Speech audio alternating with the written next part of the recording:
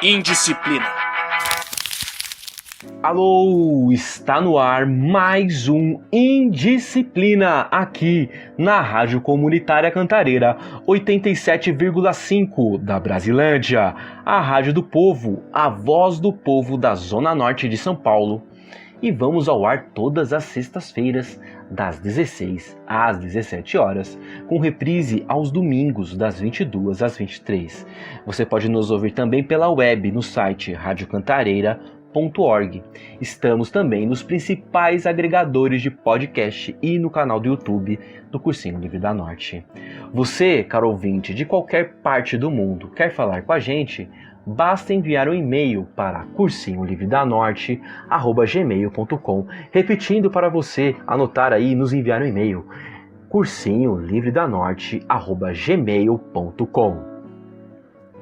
Eu sou o professor Valmir De Angelis e você vem comigo nesse programa que está cheio de informações. No episódio de hoje falaremos sobre vírus em dois pontos de vista. O primeiro, de como a sociedade brasileira lidou com suas crises sanitárias durante a história. E o segundo ponto de vista, iremos aprender com o professor Bruno Pontes o que são vírus efetivamente pela ótica da biologia. A ignorância é uma constante na história. O negacionismo, que nada mais é que a negação da ciência, dos fatos e muitas vezes aliados a interesses escusos desses que se perpetuam no poder, não é só uma característica do brasileiro. A ignorância é uma característica humana, porém nesse bloco só falaremos da ignorância de nós, brasileiros. Uma pesquisa do Instituto Ipsos Mori de 2017 mostra que o brasileiro está em segundo lugar no ranking de percepção errada da realidade. Perdemos apenas para a África do Sul. À época, um indicador dessa pesquisa mostrou que 10% dos brasileiros, repito, 10% dos brasileiros acreditavam que vacinas causavam autismo. Atualmente no Brasil de Bolsonaro, o Instituto Datafolha mostra que 22% dos brasileiros não pretendem se vacinar. Esse número cresce entre os apoiadores do presidente, que 33% não pretendem tomar vacina. Alô, toca o berrante pro pai!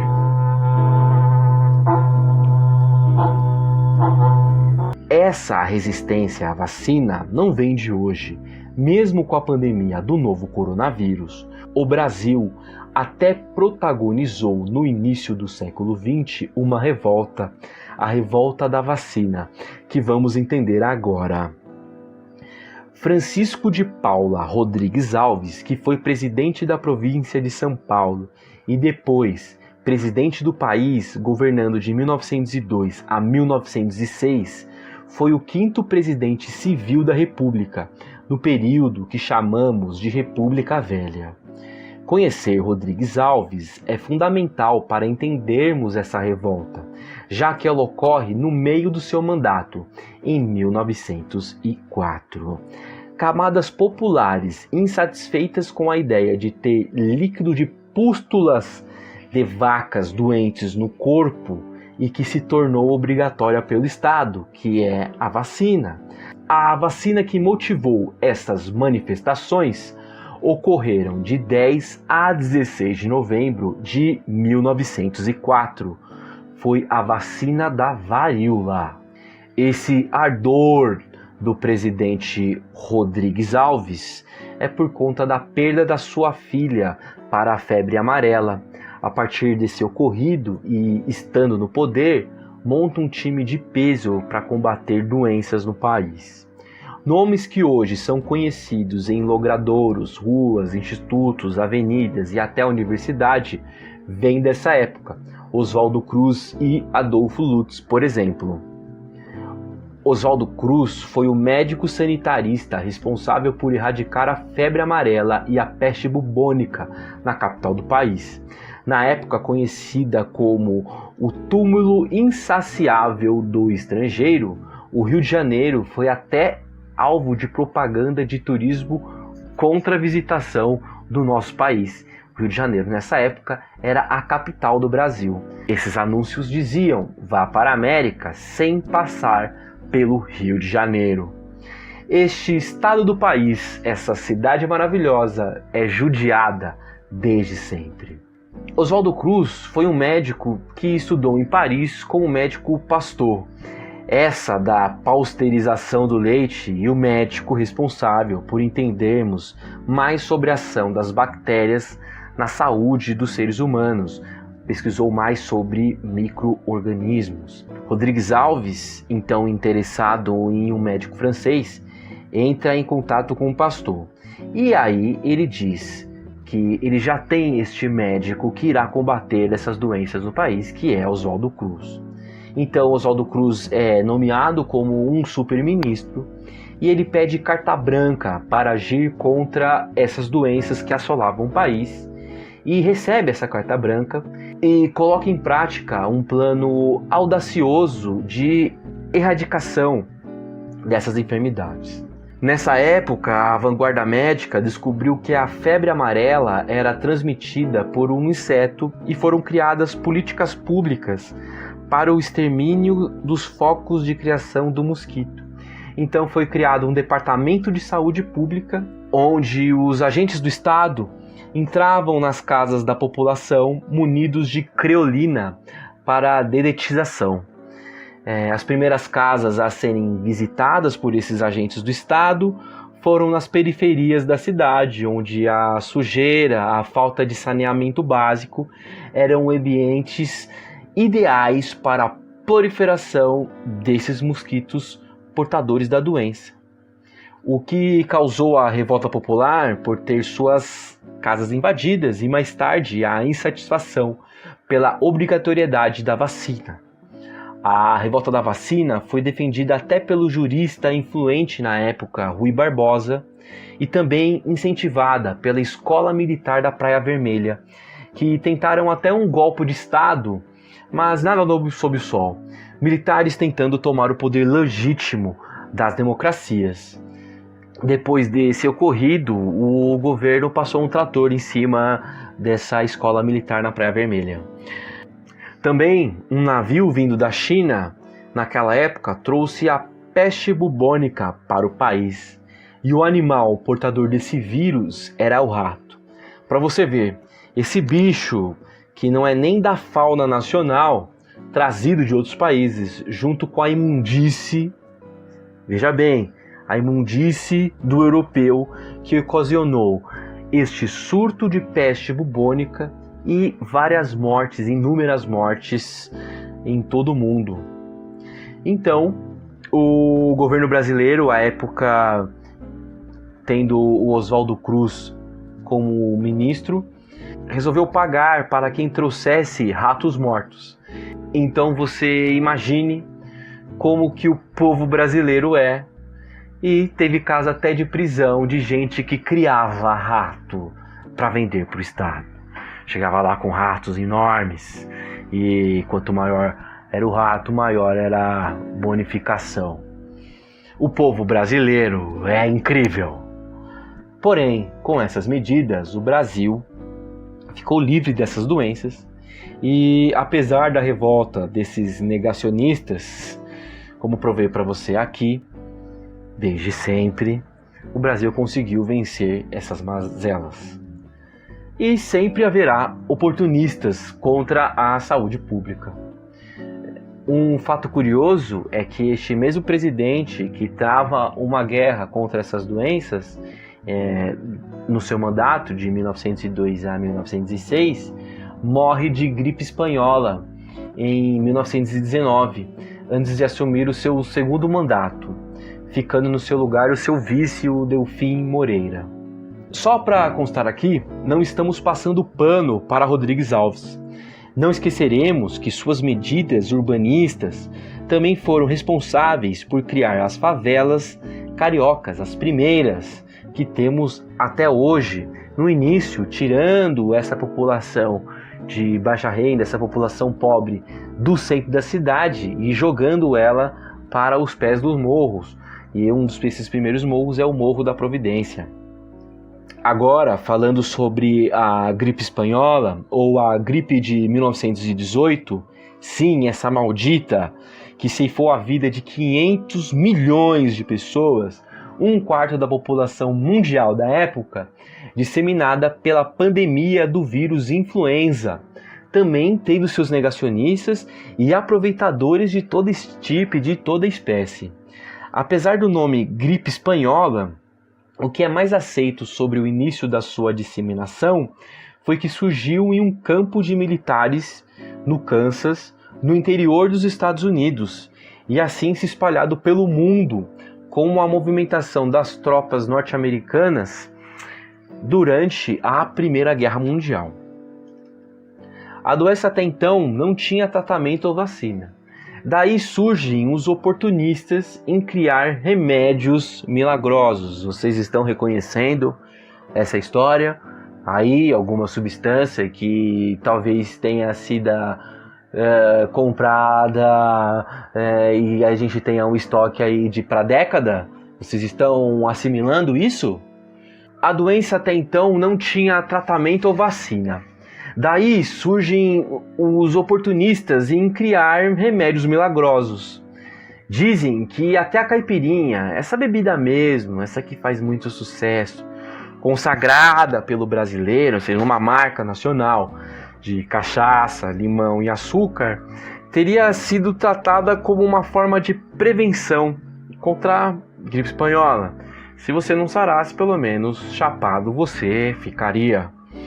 Na época da pandemia da influenza espanhola, a diretoria do serviço sanitário recomendava a ingestão de quinino, o que fez que o preço nas farmácias disparassem. Mesmo com pessoas desmaiando por conta do uso excessivo do quinino, que quando você consumia demais ela se tornava tóxica. Quem não podia pagar pelo quinino comprava a gripina. Esse remédio era destinado às classes populares. Na propaganda não mostrava que era contra a gripe espanhola, mas diziam que curavam vários males. É aquele medicamento que você toma para tudo, basicamente. Toma dipirona, toma ibuprofeno, toma uma gripina. Quem não tem quinino, que se vire com a gripina. Quando olhamos a história, percebemos como os ciclos se repetem. O quinino de ontem é a hidroxicloroquina de hoje. Que negacionismo científico é quase que uma característica do povo brasileiro. Vacina é um pacto coletivo. Tem que ser obrigatória sim. Saúde pública é coisa séria e nossa missão é também combater discursos anti-vacinas e anti-científicos. Então eu faço um apelo para você que escuta aqui o Indisciplina. Quando você ver alguém na internet disseminando informações falsas sobre vacina, sobre substâncias para o tratamento do Covid-19 ou exaltando automedicação, seja para qual doença for, vá até essa pessoa e diga para ela o desserviço, a desinformação que ela está gerando e de como isso impacta negativamente na vida das pessoas. Vale lembrar também que o governo brasileiro, na história, fez diversas campanhas de vacinação e erradicou várias doenças. E para fechar esse bloco, nós vamos ouvir duas músicas. Uma é Pulso, do Titãs, e outra é Zé Meningite, do grupo Revelação. Com a esperança que a vacina está chegando e logo logo estaremos todos juntos novamente, abraçando os nossos familiares, indo para o Brás comprar roupas naqueles shoppings de segurança duvidosa, ou frequentando baladas, rolês com aquele suor, aquele chuva, suor e cerveja que cantava Caetano Veloso. Estaremos novamente olhando para os nossos companheiros e companheiras sem medo de aproximação e do calor humano. O professor Valmir vai ficando por aqui. Depois das músicas você vai ficar com o professor Bruno Pontes falando dos vírus. Indisciplina, pedagogia libertária e educação popular.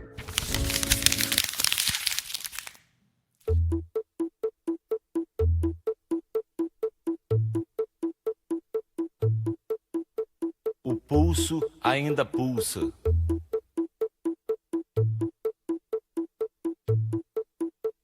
O pulso ainda pulsa.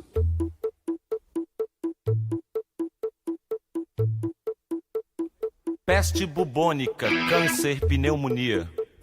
Raiva, rubéola, tuberculose, anemia. Rancor, cisticircose, cachumba, difteria. Encefalite, faringite, gripe, leucemia. E o pulso ainda pulsa.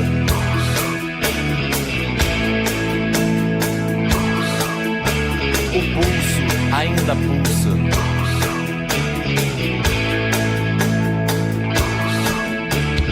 Hepatite, escarlatina, estupidez, paralisia. Toxoplasmose, sarampo, esquizofrenia. Úlcera, trombose, coqueluche, hipocondria. Sífilis, ciúmes, asma, cleptomania. E o corpo ainda é pouco.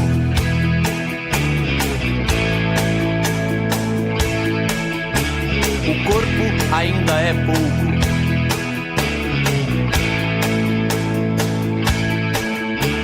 Assim,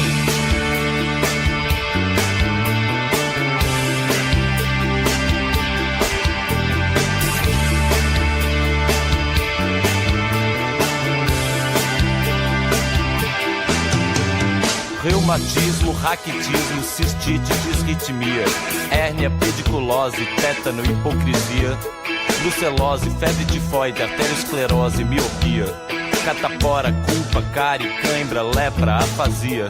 O pulso ainda pulsa.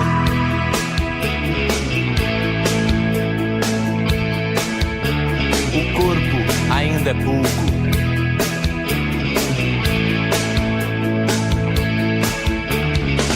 Ainda pulsa.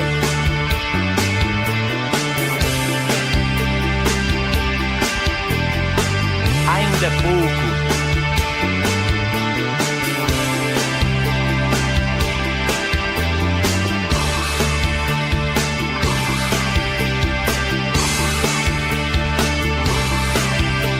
Assim. Pulso. Pulso. Pulso. Pulso, pulso.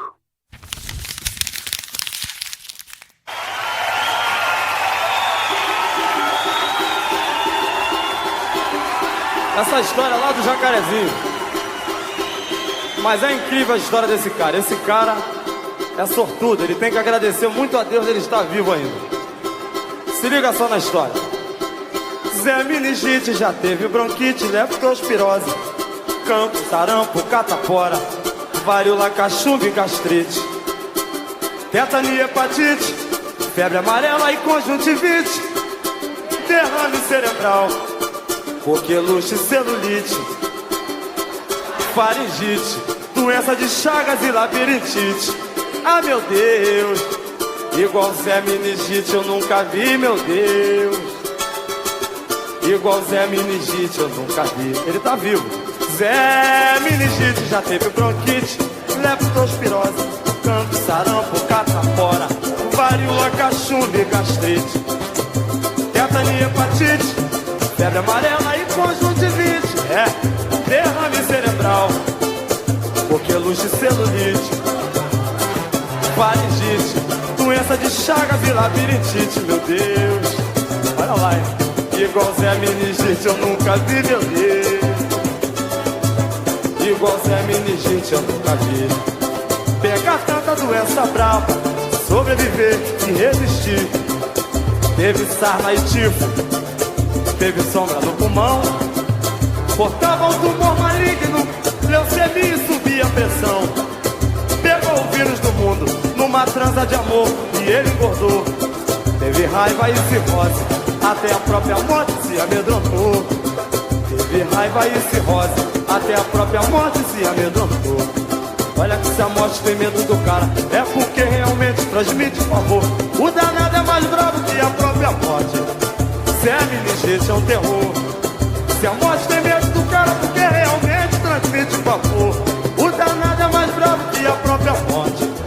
Se a meningite é um terror, o danado é a própria morte. Se a meningite é um terror, o safado é mais bravo que a própria morte. Se a meningite é um terror.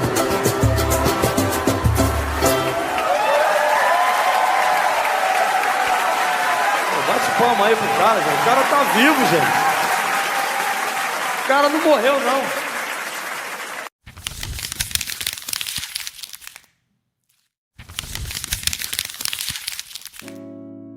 Estamos de volta com o Indisciplina. Bruno Pontes aqui, e nesse bloco vamos fazer um apanhado geral sobre a atual pandemia, suas causas, as reações do governo brasileiro e do estado de São Paulo, e como isso tudo tem influenciado e vai influenciar a educação. Vamos começar do básico. De tanto que ouvimos falar na TV e pela internet, já sabemos que a doença Covid-19 é causada por um vírus chamado SARS-CoV-2. Mas o que é um vírus? Vírus é o nome que damos a um grupo específico de micro-organismos muito diferente dos demais seres vivos.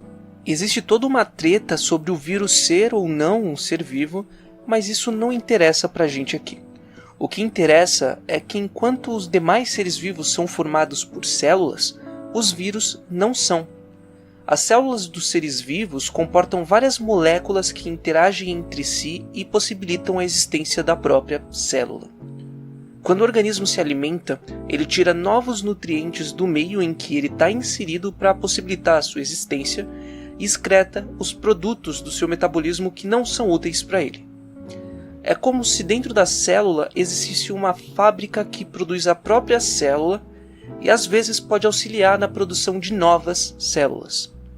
Como o vírus não tem célula, ele não consegue fazer nada disso. E se ele não consegue fazer isso, como ele consegue se reproduzir? Afinal, se ele não consegue se produzir, também não vai conseguir se multiplicar. O grande pulo do gato do vírus é que ele não precisa dessa fábrica dentro dele, porque ele invade as células de outros seres vivos e usa o metabolismo deles para produzir novos vírus. Podemos falar que os vírus são compostos por basicamente duas coisas: o material genético dentro dele, que seria mais ou menos como uma receita de como se produz novos vírus, e uma cápsula de proteína que protege esse material genético. Cada vírus consegue infectar um certo número de seres vivos. Então, por exemplo, existem vírus que infectam certos animais, outros vírus que infectam bactérias, outros que infectam plantas e por aí vai. Cada um deles é específico porque eles precisam ser compatíveis com as células que infectam. Os vírus são específicos por terem na sua cápsula algumas proteínas que essas células vão reconhecer e deixar o vírus liberar o material genético dele dentro da célula. Depois que ele joga esse material genético dentro da célula, a, entre aspas, fábrica vai pegar aquele material genético e produzir novos vírus.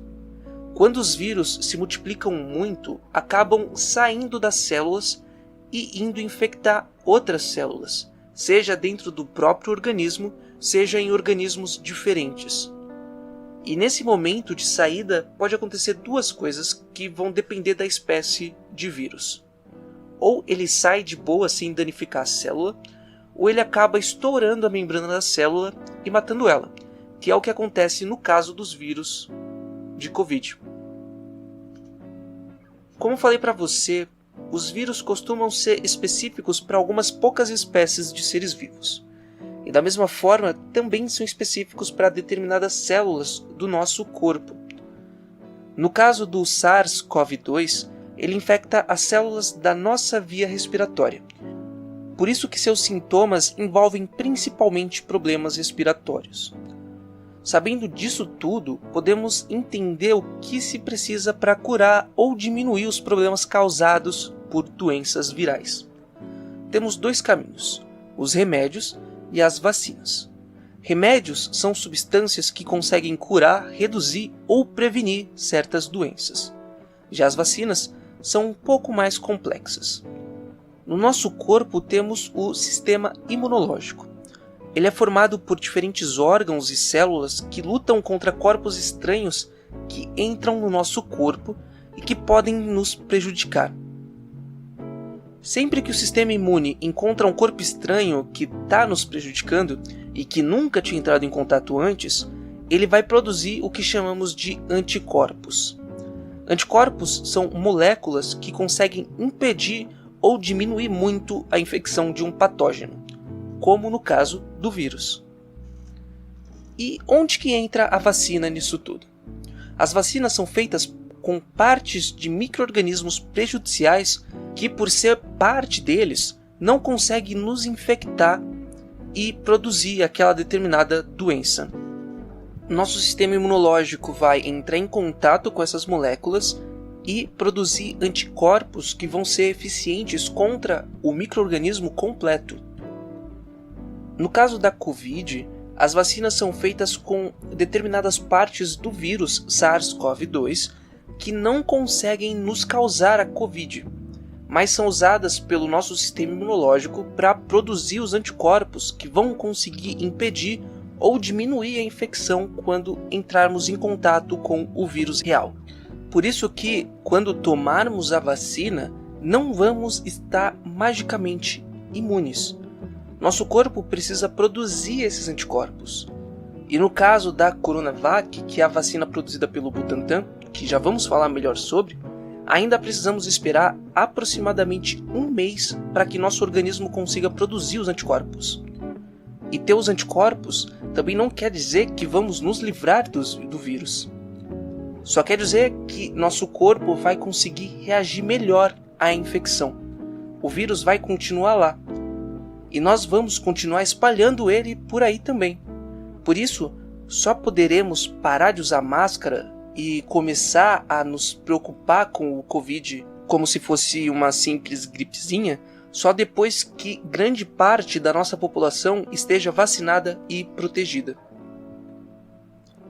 Tudo indica que a pandemia começou em dezembro de 2019 na cidade de Wuhan, na China. Até o momento, sabemos que o vírus inicialmente infectava morcegos. Com algumas mutações, ele conseguiu infectar uma nova espécie que até agora não temos certeza qual foi. O vírus infectou essa nova espécie e, com algumas mutações novas, conseguiu infectar o primeiro ser humano. A primeira coisa que podemos afirmar aqui é que o vírus não chegou no ser humano por si só. Esse caminho que apresentei agora não foi intencional. E como vimos, os vírus não conseguem se mover sozinhos. Todos esses animais citados são silvestres. Isso quer dizer que eles vivem na natureza. E na natureza temos incontáveis vírus infectando todos os seres vivos que vivem lá. Se eles vivem na natureza, a única forma do ser humano entrar em contato com eles é invadir esse espaço. E normalmente fazem isso com o desmatamento. Isso quer dizer que todo lugar que tem desmatamento tem chance de liberar novos vírus que podem infectar o ser humano e originar novas pandemias. Como vivemos no Brasil e estamos com um aumento absurdo no desmatamento da floresta amazônica e dos nossos outros biomas, isso indica que é muito provável que uma próxima pandemia saia daqui. Então, quando você vê alguém fazendo piadas xenofóbicas e racistas com a população chinesa, já tem essas informações para mostrar que enquanto o agronegócio existir para devastar a natureza brasileira, estamos no mesmo barco que eles. Agora que já sabemos o básico sobre vírus e vacinas, vamos acompanhar como o governo e a população têm reagido à pandemia e como a educação tem sido tratada, com foco maior aqui no estado de São Paulo. Como falei, existem 2 formas de se lidar com doenças causadas por vírus. Uma é o remédio e a outra é a vacina. Até o momento, não existe nenhum remédio comprovadamente eficaz contra o novo coronavírus. No máximo, o que existem são remédios que tratam alguns sintomas. Por exemplo, tomar analgésicos podem ajudar a aliviar as dores no corpo, mas isso não vai eliminar o vírus. Essa falta de remédios eficazes contra o coronavírus faz com que a vacinação da população e as medidas de prevenção, toda a rotina de higiene, isolamento social e etc., sejam as únicas alternativas confiáveis para diminuir o número de pessoas infectadas e imunizar a população para reverter esse quadro de pandemia. Estamos passando agora por uma espécie de segunda onda de novos casos do Covid. Digo uma espécie de segunda onda porque em nenhum momento a infecção foi incontrolada de fato por aqui. E esse segundo momento está mais grave que o anterior. A semana com o maior número de casos da primeira onda teve uma média diária de 46 mil novas pessoas infectadas. Já a semana anterior ao dia 20 de janeiro, que é o último dado disponível no momento em que gravo esse episódio, teve uma média de 54 mil novos casos. Isso nos mostra que as medidas tomadas pelo governo não estão conseguindo controlar a doença. E vale reforçar aqui que o coronavírus afeta de forma diferente o centro e as periferias. No boletim epidemiológico elaborado pela agência de jornalismo Alma Preta e pelo coletivo jornalístico Nós, Mulheres das Periferias, coletou dados oficiais e observaram que os distritos periféricos, como a Brasilândia, teve, nessa segunda onda, o número de infectados e mortos 5 vezes maiores que as regiões ricas da cidade. No lugar de comprar vacinas e colocar medidas mais restritivas de isolamento social, o governo prefere focar naquilo que eles chamam de tratamento precoce, que consiste em falar para a população ignorar as indicações da Organização Mundial da Saúde e de pessoas que fazem pesquisas na área e tomar remédios comprovadamente ineficazes contra a Covid. É fácil lembrar que o Bolsonaro andou a pandemia inteira com uma caixinha de cloroquina, tratando como se esse remédio fosse uma imagem de santo ou uma coisa próxima a isso. Mas além disso, o Ministério da Saúde chegou a criar um aplicativo chamado TrateCov, em que pessoas com suspeita de Covid poderiam entrar nele, colocar seus sintomas e em poucos segundos já davam uma lista de remédios para a pessoa que, além da cloroquina, também tinham as famosas azitromicina e ivermectina. Todos esses remédios não só não têm eficácia comprovada contra a doença, como também precisamos lembrar que eles são remédios. Remédios não são sucos ou refrigerantes que podemos tomar quando bem entendemos. Só podemos tomar remédios com a indicação médica, porque eles vão intervir em partes do nosso organismo que não temos a menor ideia de quais são. Só pessoas com formação na área sabem sobre isso. Por isso, a importância de valorizarmos médicas e farmacêuticas. Não bastando incentivar o automedicamento, esse aplicativo chega ao ponto de indicar cloroquina e antibióticos para recém-nascidos com os sintomas de diarreia e fadiga. E agora no dia 21, depois que isso tudo pegou muito mal, o Ministério tirou o aplicativo do ar e falou que o sistema deles foi invadido e ativado indevidamente. Os caras simplesmente meteram que hackearam eles e ativaram a parada para causar o caos. Uma pena que essa é a desculpa mais velha da internet e já não cola tanto assim. Além de uma péssima gestão no que diz respeito aos cuidados preventivos, o governo também é responsável pela falta de insumos básicos, como o oxigênio. Agora no começo do mês, Manaus entrou em colapso com a falta de oxigênio. Os incentivos do governo em se ignorar as medidas de distanciamento social fez com que muitas pessoas fossem em festas lotadas e viajassem nesse fim de ano. O gráfico de casos de Covid nos mostra um aumento justamente nas primeiras semanas de janeiro. Esse aumento nos casos aumentou a demanda por oxigênio no país e o oxigênio em Manaus acabou. E isso tudo não foi de surpresa. Cientistas e médicas já estão avisando desde que a pandemia começou que afrouxar o isolamento só vai aumentar o número de casos. Pessoas estão morrendo sufocadas por culpa desse governo criminoso. E enquanto o excelentíssimo presidente se faz de desentendido, vários artistas e pessoas anônimas se uniram para fazer doações ao Estado. Além deles, o governo venezuelano enviou caminhões com oxigênio que chegaram agora no dia 19 em Manaus, e a embaixada da China também ofereceu ajuda, oferecendo ajuda financeira e insumos ao Estado. No fim, os países criticados pelo presidente estão fazendo muito mais coisas que ele, mesmo que não seja obrigação deles. E esse caos não está acontecendo só em Manaus. 21 dos estados já estão com as UTIs com mais de 80% de ocupação, o que é considerado um nível crítico. Sabendo que tratamento precoce é furada e que vacina é uma das nossas únicas saídas, vamos retomar os acontecimentos que envolvem a vacinação por aqui. Apesar do Bolsonaro fazer de tudo para dificultar a compra das vacinas, chegando a falar que não ia comprar vacinas enquanto a Anvisa não liberasse por não saber se as vacinas têm algum efeito colateral, é isso mesmo que você ouviu.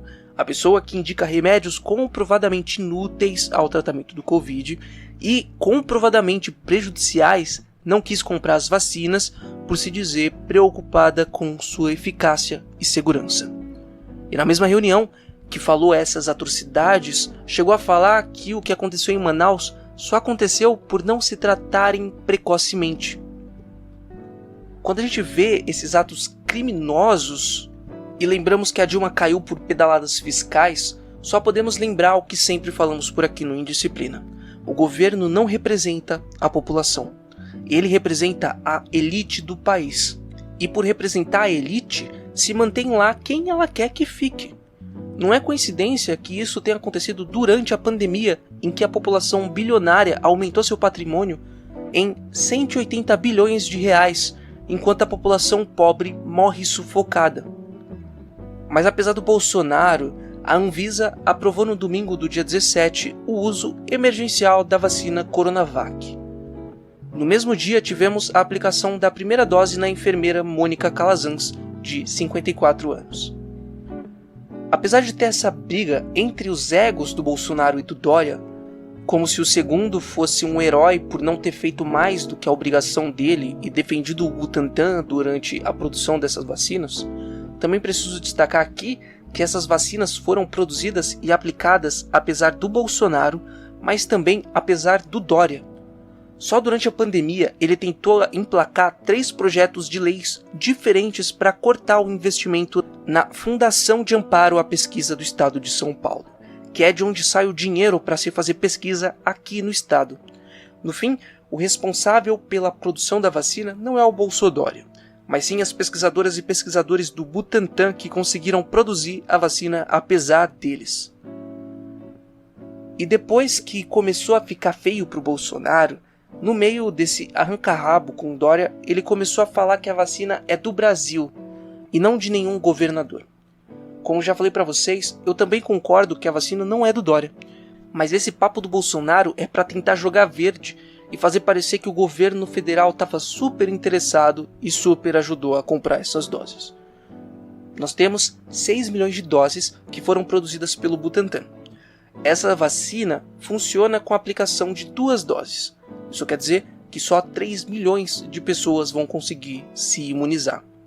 Só que vivemos em um país com aproximadamente 210 milhões de pessoas. Precisamos urgentemente de mais doses. Além de questionar a utilidade de vacinas várias vezes, o Bolsonaro chegou a suspender um acordo entre o Butantan e o Ministério da Saúde que ia comprar mais 46 milhões de doses. Chegando a falar que não ia comprar a vacina da China e tentando desmerecê-la falando que ela só tem 50% de eficácia. Mas o que isso quer dizer de fato? Um estudo foi feito pelo Butantan com 9.242 pessoas. O estudo foi realizado dividindo essas pessoas em 2 grupos. 4.653 receberam a vacina e 4.599 receberam o que chamamos de placebo, que é uma substância sem efeito. Como resultado, tivemos 50,38% de eficácia geral da Coronavac. Mas o que cargas d'água isso quer dizer? Isso quer dizer que o número de pessoas que receberam a vacina e desenvolveram a doença foi 50% menor que o número de pessoas que não recebeu. Mas além disso, também tivemos diferenças importantes no tipo de doença que foi desenvolvido no grupo de pessoas vacinadas. Das pessoas que se infectaram, aqueles 50% restante, 78% não tiveram sintomas. E das que tiveram sintomas, nenhuma foi do tipo grave que precisava se internar. Agora, preciso deixar bem explícito que isso é muito diferente do que algumas pessoas têm falado por aí.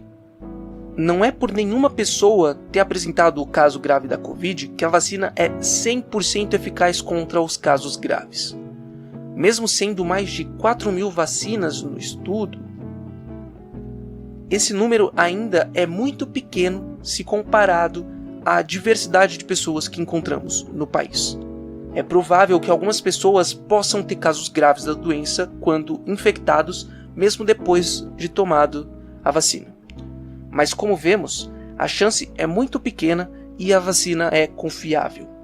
Só quero afirmar isso porque muito provavelmente isso pode se virar contra a própria vacina. É só esperar a primeira pessoa vacinada ter o quadro grave do Covid que vamos ver várias pessoas anti-vacina tentando desmerecer a importância dela. No fim, é como o próprio diretor do Butantan afirmou. Esse número de 100% não tem significância estatística e é preciso continuar acompanhando os casos. Além da Anvisa liberar a Coronavac, também liberou a utilização da vacina de Oxford, que está sendo produzida na Índia e devem chegar 2.000 dessas doses no Rio de Janeiro no dia 22, que é o dia que esse episódio está indo ao ar. Se você está acompanhando as atrocidades faladas pelo governo e os absurdos cometidos pelo presidente, seus filhos e seus ministros, é muito provável que você viu vários momentos de ataques xenofóbicos e racistas à China. Isso fez com que as relações entre Brasil e China ficassem muito abaladas. Isso já era um problema antes da pandemia, pela China ser o maior parceiro comercial do Brasil, e agora tem piorado muito, já que é a China que produz os insumos utilizados na produção tanto da Coronavac como da vacina de Oxford. E essa relação problemática tem atrasado muito a produção de mais vacinas por aqui. Agora, para finalizar esse episódio, vamos conversar um pouco sobre como a educação tem sido tratada nessa situação. Apesar de diferentes protestos, a primeira parte do Enem foi realizada no fim de semana passado e vai ter o seu segundo dia no próximo domingo. Como esperado, a prova foi um desastre. 51,5% das pessoas inscritas não foram fazer a prova, o que já é o seu maior número de abstenção da história do Enem. E mesmo com mais da metade faltando, ainda tiveram salas que chegaram no limite de lotação de 50%, que era o limite pré-estabelecido. E isso tudo só reforça o descaso do governo com a sua população. Já sobre a volta às aulas aqui no estado de São Paulo, vai ser presencial, mesmo passando por esse aumento no número de casos.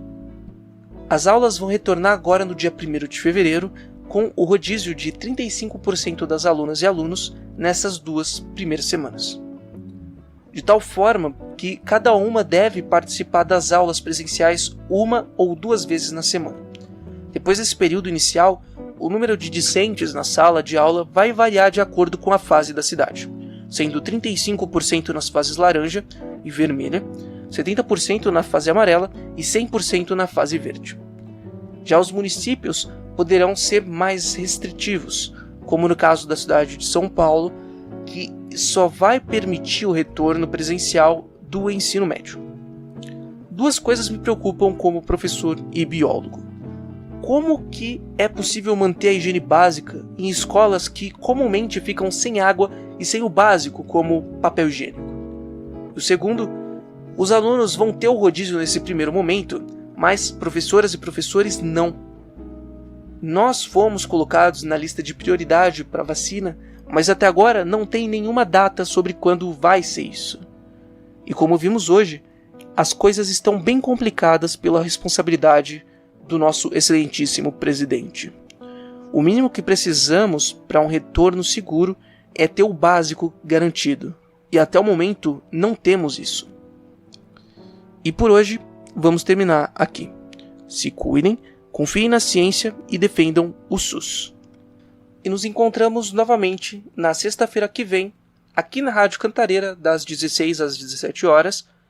E se quiser ouvir esse programa de novo, podem nos encontrar nas plataformas de podcast, procurando por Indisciplina, ou então podem ir para o canal do YouTube do Cursinho Livre da Norte, que os episódios também ficam disponibilizados lá. Ou até mesmo podem ouvir a nossa reprise, que vai ao ar todos os domingos, das 22 às 23 horas. E é isso. Tchau.